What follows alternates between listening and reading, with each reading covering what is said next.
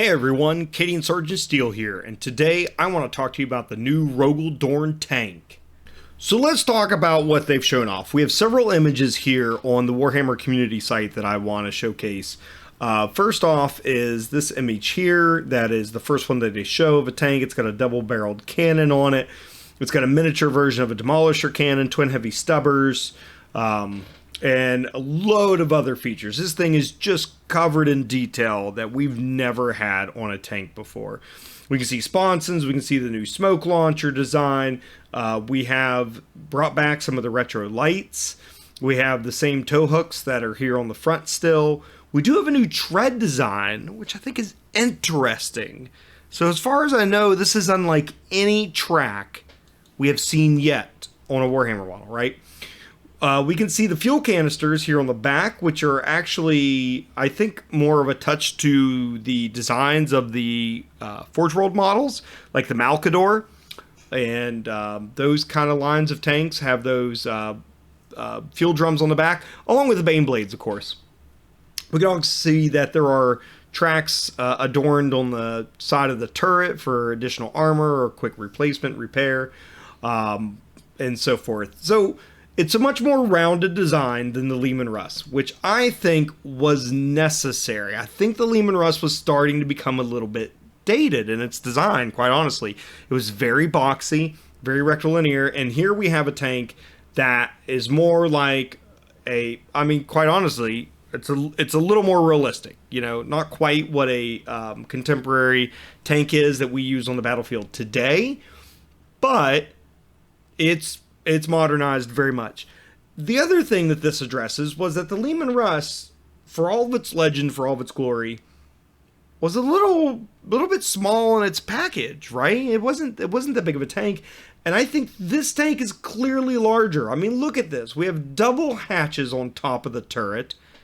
You couldn't really fit that on a Lehman Russ turret. So think about that for scale, about how wide this tank is, and all the things that they've been able to fit onto this model because of the updated scale. You can also see the way the treads are. We can see the road wheels. They're fully exposed.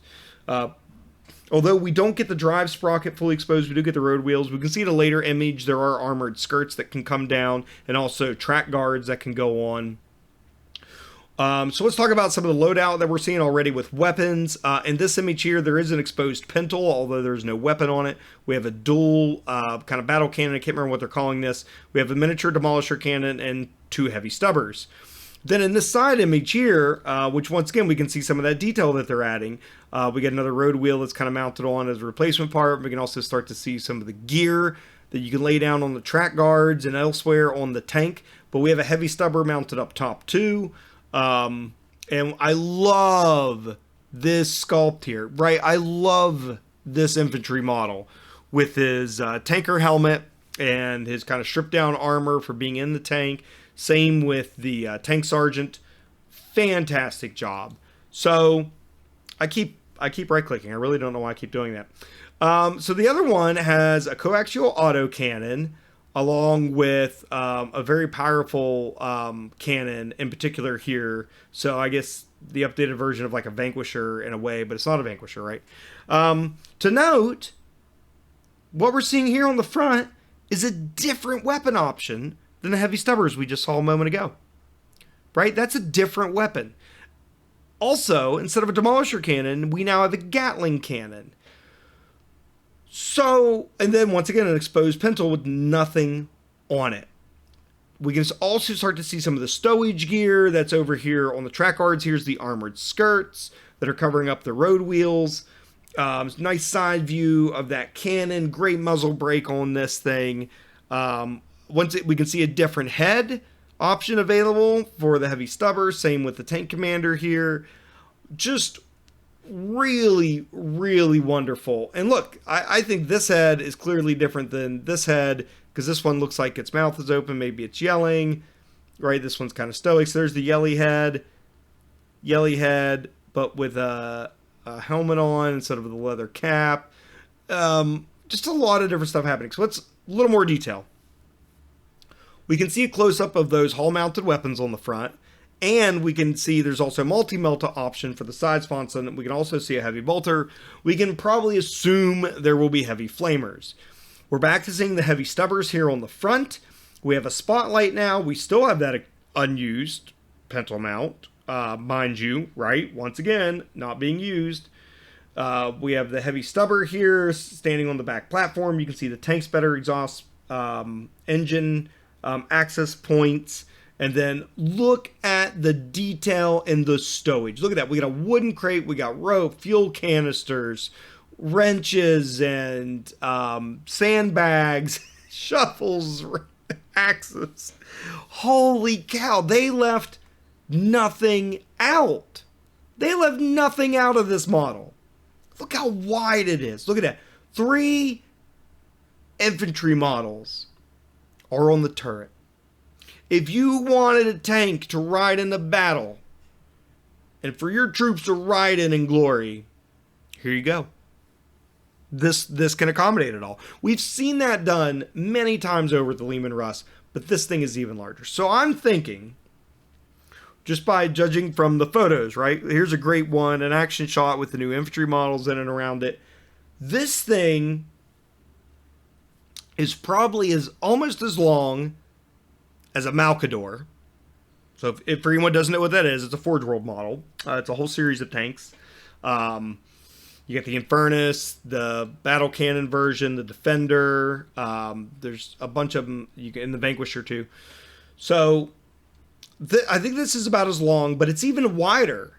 This is because the Malcador series is basically the same width as the Leman Russ. This is wider. This is bigger. We got bigger tracks. We got bigger turret. We got a bigger section of hull on the front. This thing is just massive. Now, they've pulled in a lot of stuff. Like I called out the fuel tanks on the back, which I think is kind of a throwback to the way they're mounted on the Forge World tanks.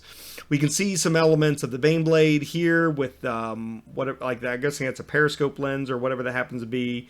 Some of the viewports on the turret. Some of the viewports on the front and so forth, which we don't have those in Leman Russes. Those happen on usually the larger tanks. We can see these kind of air intake or other type of ports here like we have on the Chimera chassis, armored skirts like we have on the Baneblade, the exposed road wheels like we have on a Baneblade. Just lots of stuff. Oh, this little piece here on the front, I actually never knew what that was, but if you can see where my mouse is moving, right there at the front part of the hull. That little piece there that's been on all the tanks for years now. So all these great details have also been brought back, and I think it is absolutely wonderful. Also note a couple things about the options for war gear. Look at this twin cannon and then look at the heavier cannon. Notice how the armored plate, the shield plate here where it mounts in, they are different. This one is shorter, the little step up, and this one is much taller, little step up. Once again, we can see 2 Gatling cannons here, but look, whatever this weapon option is, and then we have a spotlight. There are headlight options in case you don't want the nipple stubbers, as I'm now dubbing them, or whatever this option is, which I assume might be a flamer option, right? But you can also see it here without the sponsons. So that's also a build option. This tank will have as much flexibility in its build as our current Astra Military models do. They have stayed true to giving us lots and lots of options, lots of loadouts, and lots of ways that we can customize this for our regiments. This is something we needed in plastic. This is something we needed for the Guard. Now, I get it. Some of you may not like the aesthetic of it. It is shaped different than everything we currently have, for the most part, right? You can see some callbacks on its aesthetic, on the individual elements and what that looks like compared to our current tanks. And they've kind of fit it all in nicely. I think the turret's kind of shaped like our Baneblade ones a little bit. And lots of other kind of great details that have been pulled in here. But it's definitely different. It's not like anything we have now. But I think putting this on a battlefield is going to look great next to our existing models. I don't think it's going to cause an aesthetic issue at all. I think this is going to be gorgeous. I have 6 fully built and painted Leman Russes. Let's not talk about my pile of potential I got here, right? I have multiple Malcadors. I have multiple Macariuses. I have 5 Baneblades. I have painted a lot of guard armor, and I think this is going to fit right in with everything we have. It's going to be absolutely glorious. So we don't know its rules yet, right? We see that, right here, I just want to call this out since I was reading it, but a pair of heavy stubbers or melta-guns. So those apparently are melta-guns as the option there on the front. And then the heavy bolters and multi-missiles on the sponson. They don't mention anything about heavy flamers. I think that's going away. I don't know. Maybe it's not. Maybe they just didn't mention it in the article, right? But we can only speculate at this point until we see the data sheet. So, I think this is an amazing addition to the Astra Militarum. I think this is a great callback to a lot of historical tanks. I think it's a great upgrade from the existing aesthetic that we currently have. It pulls a lot of common elements in together. I think if they had to give us something new and different, they definitely did probably the best job they could doing that. It's clearly updated. It's well sized, I think. And it's just going to have so much modeling potential. And as an avid hobbyist, I cannot wait to get my hands on this to see what I can do with it. I'm not going to do the dark green, light green camo pattern they got here. I'm going to do my traditional tan and green, as I've always done. But this is just beautiful and just so much great detail in this model. So let me know what you all think. Let me know what you're looking forward to and maybe using this on the battlefield. I'm guessing it's going to be hefty in points, but I'm guessing it's also going to be hefty in what it can do. It's probably going to have a 2-up armor like everything else that we have, and that's going to be wonderful. It's probably going to have more wounds than a Leman Russ. I'm really going to think it's up there with the Malcador stuff. This also makes me nervous a little bit too. Let me just say it now.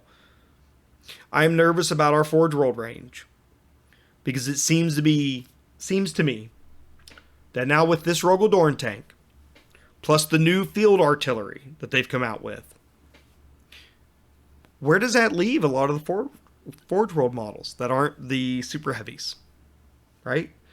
It starts to call a lot of that into question, and makes me a little bit sad. I love my Forge World models, but plastic is better, especially for the average hobbyist, and I know not everybody wants to work with resin, and also Forge World's expensive. So it's a tough thing, and it's making me a little nervous, but hey, change is inevitable, and if this is the way we're going to change, I'm okay with it. I'm okay if this is the direction we're going. So let me know what you think. Comment down below, share this video with your friends, subscribe please if you don't mind. If you want more updates like this, or to watch my battle reports that'll be coming up for the Guard, just get in there and share the content, engage the content. I'd really love to hear from you guys. Always appreciate it very much, whether here on YouTube or on Instagram. So but let me know what you think. All right guys, as always, Cadia stands.